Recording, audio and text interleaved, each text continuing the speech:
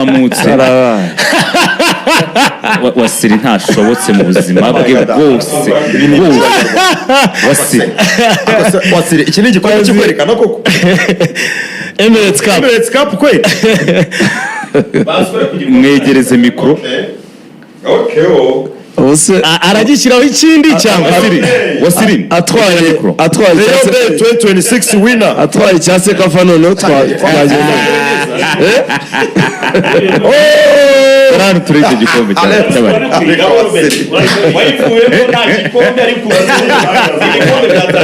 icyo ngusaba ni cyase kafa Rayon Sport na Pierre igikombe gikoze neza egera mikro Wasiri igikombe gikoze neza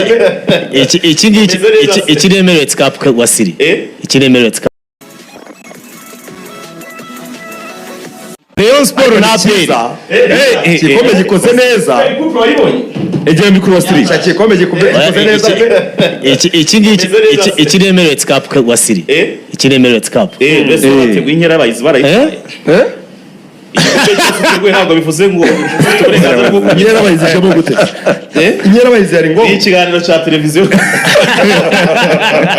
kivuga ku bintu bijyanye n'umuco baragushinja guharabika abakinnyi ba Pierre Wasiri wabeshye umwanya wa Maduzo nukuri nta bakinnyi ntakina muri defense mu myaka ibiri ishize ntabwo mubizi hoye yari umukase ntabwo mubizi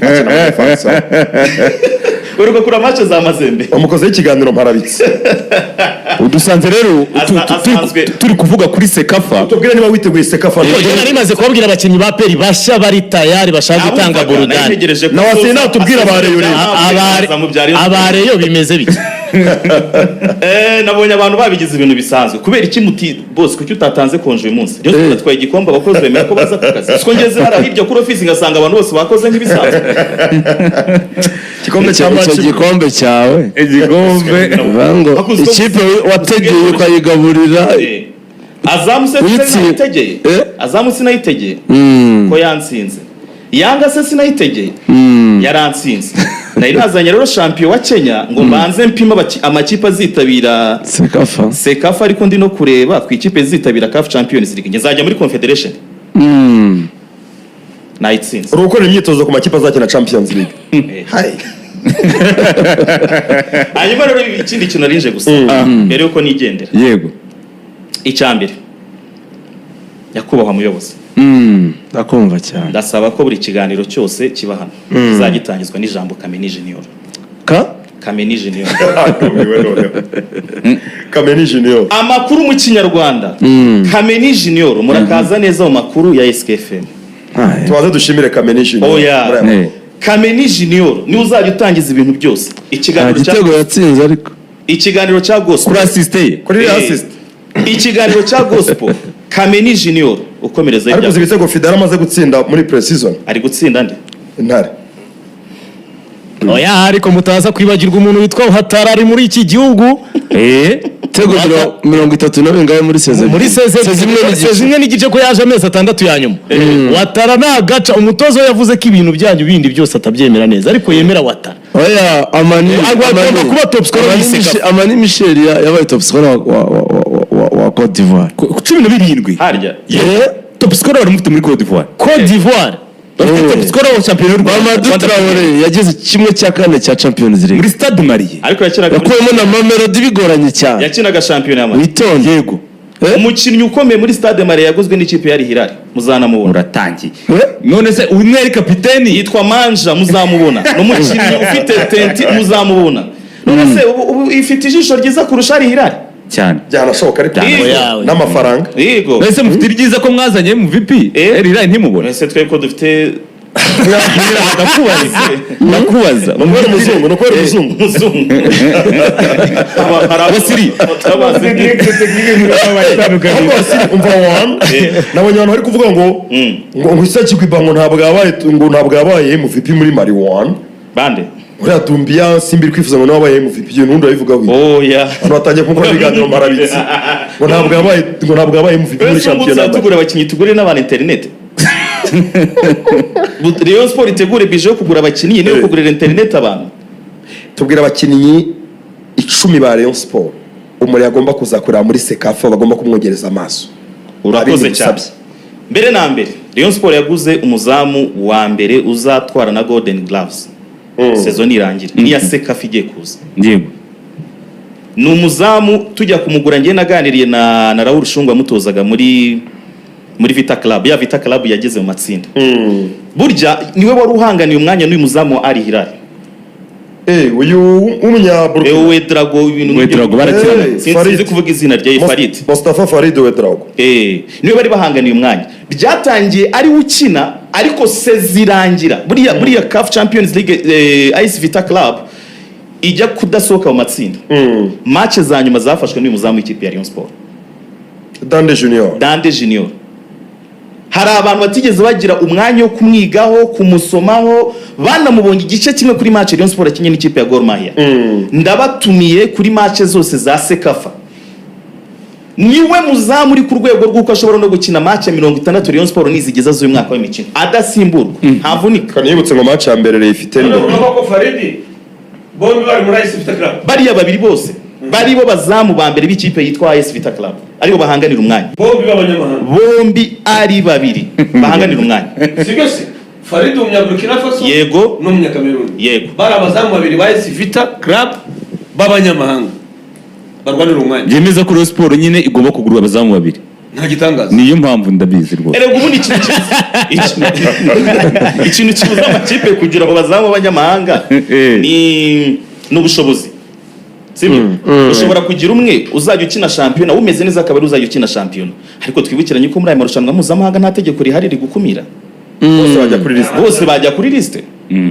Birashoboka ko ushobora gutunga abakinnyi 30. Cyaze imikino mpuzamahanga mukino umwe gusa. Arere tu. Barabasinga idi barase. Barabasinga idi barase. Irasa bande. Rayon Sport ariko nko muri Sekafa Rayon Sport mu itsinda rya Al Hilal na Taska ni biharimo urugamba n'akazi. Ugiye gura na Victor Mbawoma Chukwemeka. Wenda dukora muri Nigeria. Mwabimenye ko Pavel nzira atandukanye na Taska. Gute? Duhuriye mu Kiyovu. Wasiri atandukanye na Taska. That's breaking news. Yeah. Ubecye kuri radio. That's a breaking. Yeah. Atarakina. Muramukize rero. That's a breaking news. Pavel yatandukanye na Taska. Wasiri kubwiza. Ari Kigali. Ari Kigali. Kandi mukeneye umuzamu wa kabiri. Kigali barayikunda. Ubwo niba muhuriye mu Kiyovu ubwo si kubiro mwuka byaramwe. Ahubwo bivuze ko Taska yahageze. Bivuze ko Taska yahageze. Bisobanuye ngo APR yaragerageje yamaranye imyaka 2. Ababyeyi bikiza amahwa. Simbizi. Itsinda nge mbona rikomeye muri Sekafa. Ni itsinda rya mbere. Iri tsinda ririmo Gor Mahia, ririmo APR, ririmo Vipers. Iri tsinda rirakomeye byo ku rwego rwo hejuru. Ashaka kuvuga uburyo umuntu uzayobora iri tsinda ntazanarenza amanota ari hagati ya 4 na 5. Harimo abashampiyo batatu ubwo bivuga ngo ni n'impamvu yo guhora kuri stade rero. Ni impamvu tugomba kujya duhahora. Ni naryo tsinda nzajya ngira kuri stade nazindutse. Ngiye gushyigikira Vipers.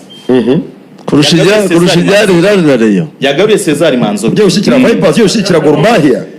Match ifungura ya APR na Gor. Abavandimwe bawe. Ubu Gor ngo nyuma ya Rayon ngo babaye inshuti. Bobos bya Ruhanga. Ngenda banza mvuge kuri Cesar Manzoki. Umwata ukomeye cyane muri East Africa. Yagarutse. Bobos bya Ruhanga. Yagarutse. Ariko abafana ba Vipers turishimye. Cyangwa se rimwe nasa. Wasiri ntajya atanga gahenge. Wasiri iyi Gor Mahia watsinze ejo bikoroheye. Izahagarara imbere ya pe. Iti impungenge ko apesho kwirasa nka 4 ibitego 4 bya kare. Ibintu byakozwe na Rayon Sport abantu batekereza ko biba byoroshye.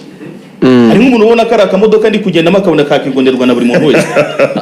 Kubera ko byakozwe na Rayon Sport. Iriya go-kart imeze nka abantu batagira hari ikipe ya mbere ikomeye. Iriya ni ya Karenzi muri umuntu ya mari.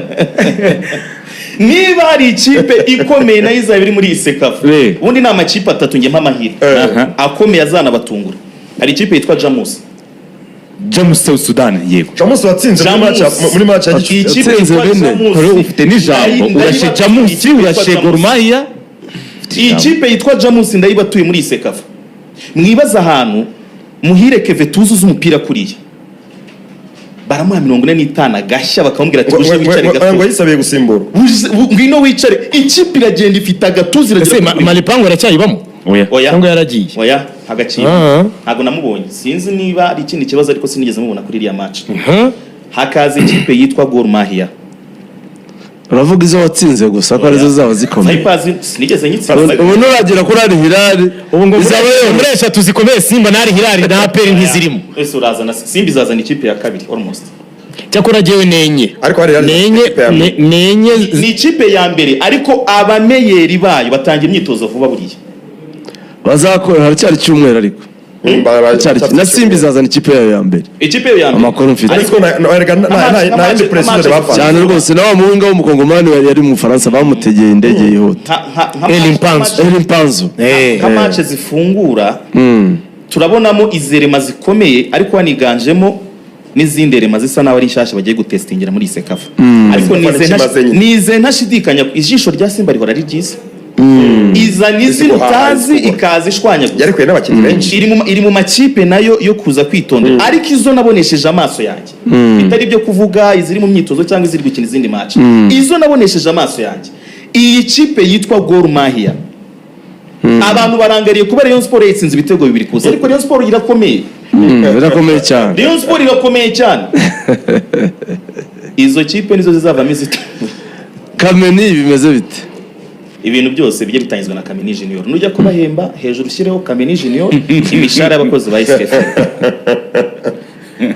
nujya gutanga propose ahantu Kameni Junior Kameni yarushije Chupula gukina neza twaguze iki defense Chupula warakibonye cyaranyemeje umuzamu mu defenseur acha mufite abapapa ba Cameroon batatu bakomeye ariko n'uyu ukinira Chad amakuru avuga ko Charles Chupula ashobora kuza kuba kapiteni wa Rayon wa mbere niyo simbizi ane Kabange wasiragendera ku Charles ashobora kuba kapiteni ari mushyashya Kabange ngo afite ukuntu ari timide mukuru hari abakapiteni babatambaye brassard mu ikipe Paul Pogba kiba muri Manchester United ari kapiteni utambaye brassard ukaba ubizi ko ahantu ari ntuhakandagira uko biboneye aho ngo bakinagira ndashaka kuguha urugero rumwe nabonye tuzenguruka igihugu muri SK FM World Cup Tour aho twageze ntekereza ko twageze mu turere twinshi tw'igihugu ubwo twasoreje mu Bugesera n'abakunzi bari babyumve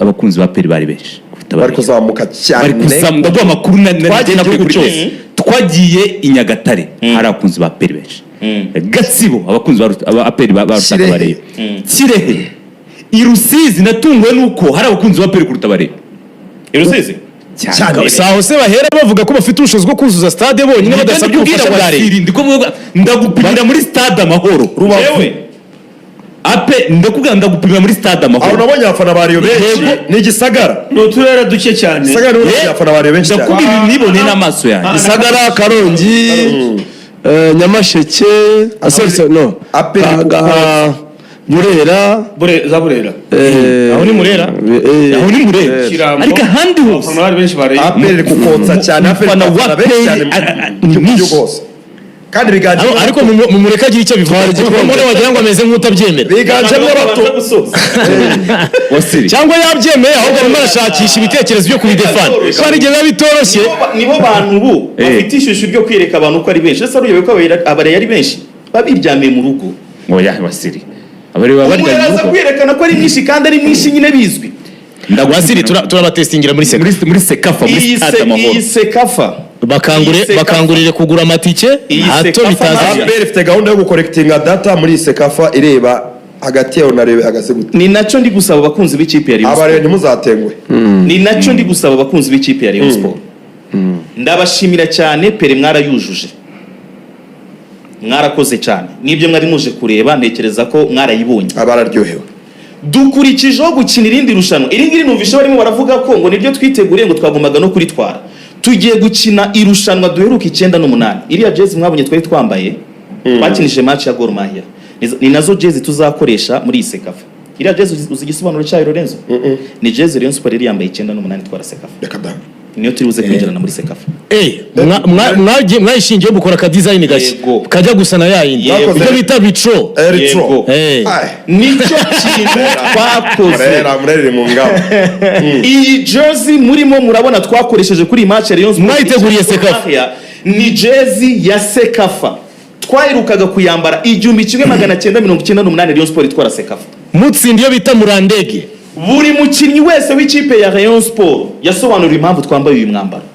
Inka yanjye Kamene yarabizi ati soko jo yarabizi Jiguba aho ndabyumva vuba kubera ko Batista yari muri Seka yari muri Rayon Sport 2008 vice president wa Rayon Sport muri komite y'agateganyo yari team manager yari team manager cyo yari secrétaire Jean Baptiste Musabyimana yagezeho mu minsi yakurisha ahubwo nibwo yayisaba umunyamabanga nibwo yayisaba bavuga ko ngo uyu Jean Baptiste ngo ari mu bantu banafashe Rayon Sport kuyubaka nyuma ya genocide mu bijyanye n'abakinnyi bajye mu kibuga we no witwa Migambi no witwa Raoul Shungu Jean Pierre ngo na abantu bicaraga bari bameze nka directeur technique Isa Baritona ntabwo yari hafi aho Isa nawe ni hafi aho cyane n'umuntu wabo cyane naho Wasiri yo muganije atabwira ngo ibyo ngibyo ngo directeur technique kuri Jezi ho Wasiri tsigana muhamagara ngo inshuti yanjye waje ku mugoroba tukago directeur technique ati yaranyeneye